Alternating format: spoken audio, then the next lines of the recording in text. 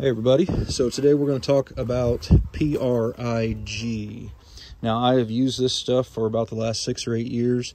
I've never had any problem with it. Whenever I use it primarily for bulk fuel storage, like in an agricultural tank here, but you can also use it as an additive to your vehicle, to your regular vehicle fuel as well.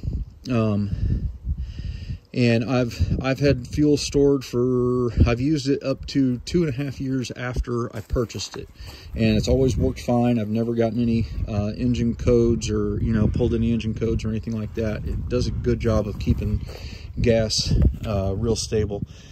Now what they recommend is that you put in 1 ounce of the PRI-G to 16 gallons of fuel.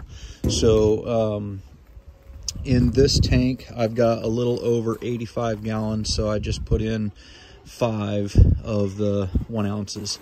And what you can do is, if the cap is a little bit loose, you can just squeeze this container and it'll start filling up the top here till you get to 1 ounce, and then that kind of helps you measure it out. And so you can add it into your car's tank, and that kind of thing too, because it's just good for your fuel system.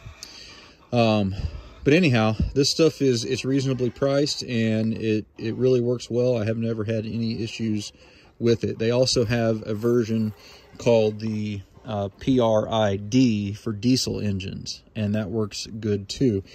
One thing you might think about is you want to go ahead and put it in the tank first before you get your fuel, then put your fuel in if you can, because that way it gets mixed up real good.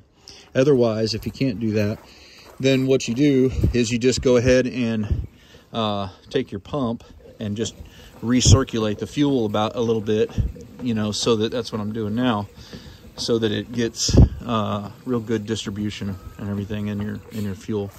But anyway, I give this stuff 5 stars. I think it works really well, and I don't think that you're going to be disappointed if you try it.